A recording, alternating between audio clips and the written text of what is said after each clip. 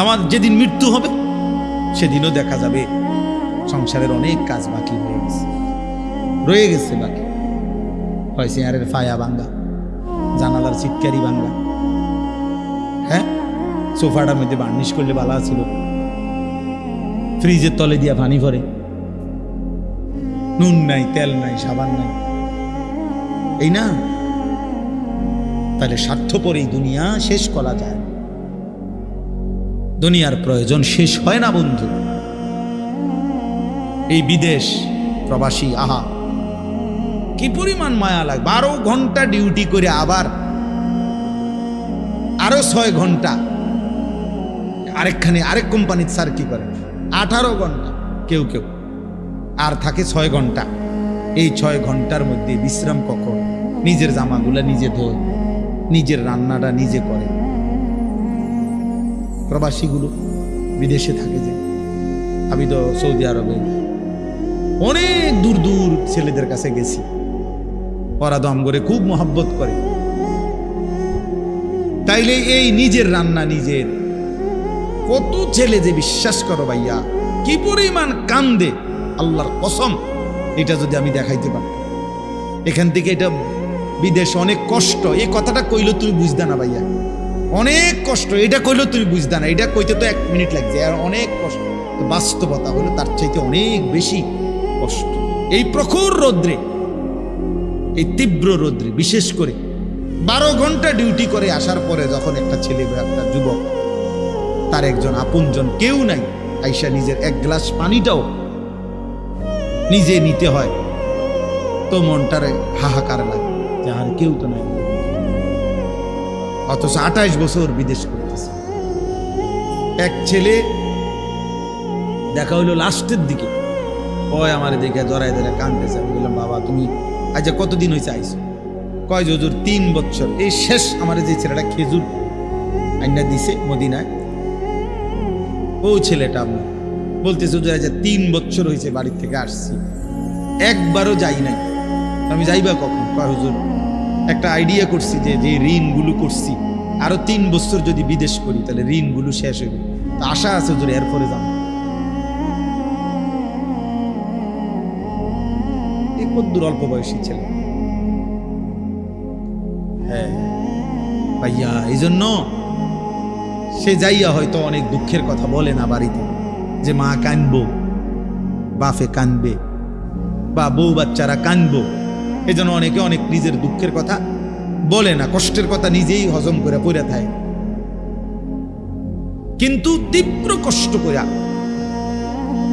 বুকটা মাটিত লাইগা যায়, এরপরে 2টা টাকা জমাইয়া এরপরে বাড়িতে টাকা পাঠায়, না খাইয়া না দেয়। এই কখনো একটা দোকান থেকে একটা বার্গার, কখনো একটা 1 টুকরা মুরগি, একটা কিছু খাইয়া শুইয়ালায়, ক্লান্তিতে আর ভাল লাগে না যে কিটা রাখবো, শরীরে আর কুলাইতেছে না, এতক্ষণ ডিউটি করে আইসা।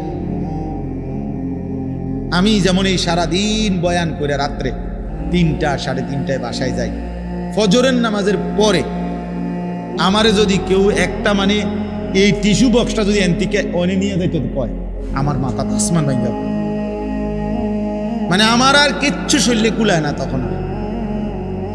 কথার কথা, তাহলে আমি আমার অভিজ্ঞতা থেকে বললাম। তো ওই ছেলেটাও তো এরকম 12টা ঘন্টা ডিউটি করে আইসা সে যখন তার রুমে আসে, তার শরীরে আর 1 বিন্দু এনার্জি থাকে না। এই জন্য দোস্ত আমার, বন্ধু আমার, স্বার্থপর বড় দুনিয়া, যে দুনিয়া কষ্টই করা যায় কিন্তু চাহিদা পূরণ হয় না। চাহিদা পূরণ। অসংখ্য যুবক আমারে বলছে প্রবাসী, হুজুর এই 12 বছরে কোনোদিনও হুজুর পরিবারকে শেষ পর্যন্ত চূড়ান্ত খুশি করতে পারিনি। মাও নারাজ, বাপও নারাজ, বউ বাচ্চাও নারাজ। 5,000 টাকা দিলে কয়তে একটা বিদেশ করে, তে বুঝি তার হাতে কেমনে 5,000 টাকা, তে বুঝি পারলো না 10,000 টাকা দিত। কথা বুঝেন নাই? অর্থাৎ সবাই মনে করে তে আরো দিত হইতো। মাও নারাজ, বাপও নারাজ, পুতও নারাজ, জিও নারাজ, বউও নারাজ। এই হলো প্রবাসীর জীবন। প্রবাসী এই এক প্রবাসী আমারে বলতেছে এইবার, এই তো আমার জড়াত, হুজুর আমরা কিচ্ছু নাই, আমার লাগে একটু দোয়া করি। আমগো কিচ্ছু নাই হুজুর। আমি কো না ভাই আছে, আল্লাহ যারা আছে সবাই। হে না, হে কান্দে আর কয় না আমার কিচ্ছু নাই। আমি সারাটা জীবন দিয়ে যাইতেছি, কেউ খুশি হয় না। আরো দিলে ভালো হইতো, আরো দিলে ভালো হইতো। এই জন্য দোস্ত স্বার্থপর এই দুনিয়া। আমার একটা বয়ান আছে না এরকম, যে দুনিয়া বড় স্বার্থপর এই দুনিয়া। এই জন্য ভাইয়া শুধু দুনিয়া নিয়ে পড়ে থেকো না, আখেরাতের ভাবনা ভাবো, নিজের ভালো, নিজের কল্যাণ দেখো। আমি অনুরোধ করলাম, আল্লাহ তাআলা এখানে বলছে, বান্দা আমাকে মনে রাখো।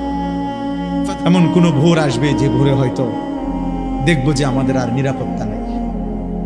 এমন কোন সন্ধ্যা হবে হয়তো যে সন্ধ্যায় আমরা দেখব আমাদের জান মালের আর নিরাপত্তা নাই। হতেই পারে। যখন যুদ্ধ করতেছে তখন আমরা মক্কায়, হজ শেষ হয়ে গেছে তখন, এই যে কয়দিন আগে হইল, হাজিরা বারবার আমার বাংলাদেশি বয়স্ক সাধারণ মানুষ যারা হজ আমগো কাফেলা, এই একটু পর আইসে হুজুর দোয়া করেন, হুজুর বাইক নিয়ে না যাইতে, বিমান নি বন্ধ হয়ে যায়, ফ্লাইট নি বন্ধ হয়ে যায়, মানে সারাক্ষণ দুঃখ করে আপনার টেনশনে ছিল যে যদি ফ্লাইট বন্ধ হয়ে যায়, বিমান বন্ধ হয়ে যায়, বাড়ির জমু কেন, ফিরবো কিবা? তাইলে বলে এক মিনিটেই ইচ্ছা করলে পৃথিবীর হিসাব কিতাব পরিকল্পনা কি হয়ে যেতে পারে, বদলে দেয়। কোরআনুল কারীমের মধ্যে আছে, আল্লাহ তাআলা বলেন, ওয়ালামু আন্নাল্লাহা ইয়াহুলু বাইনাল মারই ওয়া কলবিহি। আল্লাহ তাআলা বলেন, শুনো বান্দা, মনে রেখো, নিশ্চয়ই আল্লাহ তাআলা প্রত্যেক মানুষ তার অন্তরের চিন্তা আর আল্লাহর ফয়সালা উল্টে যাইতে পারে, ব্যতিক্রম হইতে। আমি আর তুমি পরিকল্পনা করছি আগামী রবিবার থেকে 5 ওয়াক্ত নামাজ পড়ব, রব্বুল আলামিন সিদ্ধান্ত নিয়ে রাখছে শনিবারে তোমার মৃত্যু, তো ফয়সালা কার্যকর হবে কোনটা? আল্লাহরটা।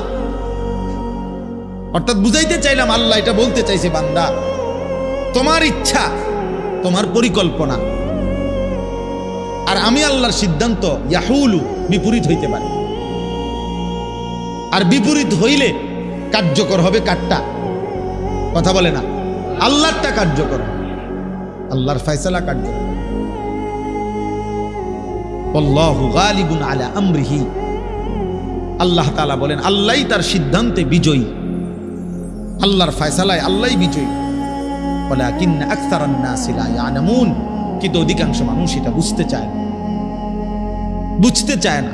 আমার আপনার প্রত্যেকের ব্যাপারে আল্লাহর ফয়সালাই কার্যকর।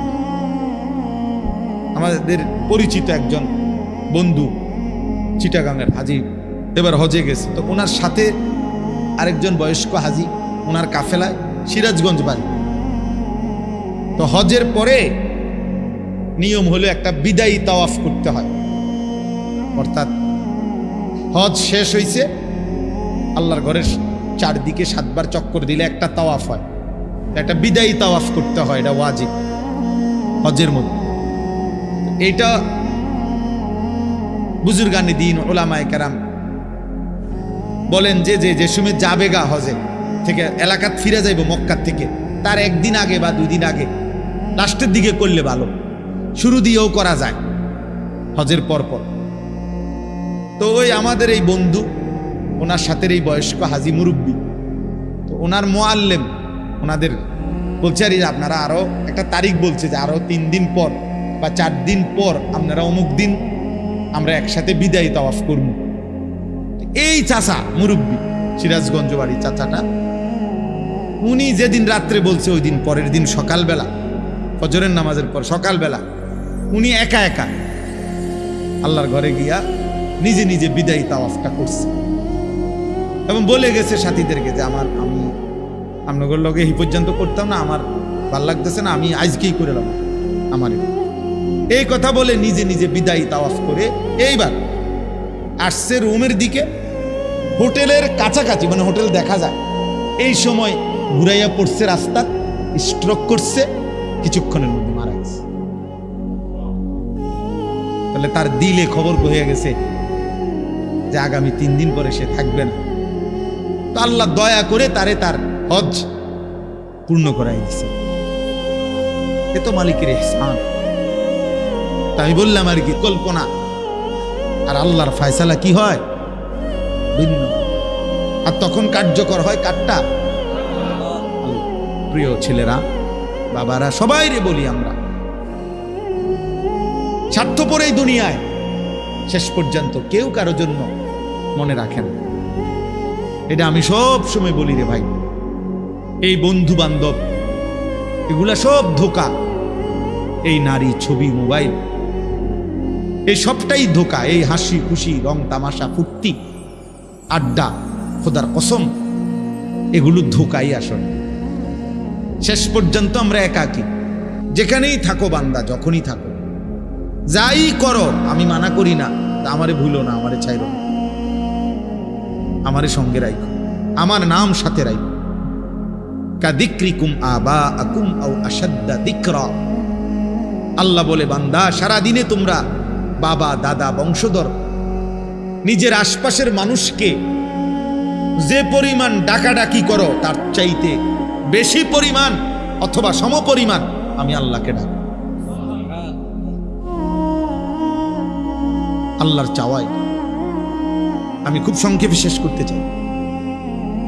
তাইলে ভাইয়া, আমরা সবাই ভাবে দেখি, আমরা জীবনটা এমন যে আমরা ডাক ছাড়া, না ডাইকে আমরা চলতে পারব না। আমাদের জীবন মানে এমন যে আমরা চলার পথে জীবন চালাইতে হইলে সারাক্ষণই আমাদের কাউকে না কাউকে ডাকতে হয়। বাবাকে, মাকে, স্ত্রীকে, ছেলেকে, মেয়েকে, ভাই, বোন, পাড়া প্রতিবেশী, চাচা, জ্যাডা, মামা, ফুফা, চাচতো ভাই, বন্ধু বান্ধব, সিএনজিওয়ালা, অটোওয়ালা, রিক্সাওয়ালা, হ্যাঁ, কাস্টমার, প্যাসেঞ্জার, দোকানদার, ঠিক আছে না? কাউকে না কাউকে আমাকে কি করতে হবে? ডাকতে হবে, কোনো না কোনো কাজ বাস্তবায়নের জন্য। তো আল্লাহ বলেন, সারাদিনে যত ডাকাডাকি করো, কমপক্ষে ওই পরিমাণ অথবা তার চাইতে বেশি আমি আল্লাহকে ডাক। এর চাইতে নিচে যাতে না, সমপরিমাণের চাইতে নিচে যাতে কি না। এখন ইনসাফ করে আমরা বলি, এই এখানে যে কয়জন আমরা বসছি, আল্লাহ দয়া করছে, তো আমরা সবাই ভেবে দেখি, সারাদিনে আমরা যে পরিমাণ পরস্পরকে ডাকি, আল্লাহকে আমরা সেই পরিমাণ ডাকি কি? তাই একটা 20 টাকার মাল বেচবে, এইটার জন্য কাস্টমাররা যতবার সার কইছে, হয়তো এটা বেচা হইলে মালটা সর্বোচ্চ হয়তো 25 পয়সা অথবা 1 টাকা লাভ হলো, এইটার জন্য তে মনে 50 বার কইছে, জি স্যার, জি জি, ইনটেক, একদম ইনটেক, জাপানি, হ্যাঁ জাপানি স্যার, একদম জাপান থেকে আমরা এলাকা, আমার ডাইরেক্ট আমরা দোকানের ছাদি দিয়া জাপান থেকে পড়ছি,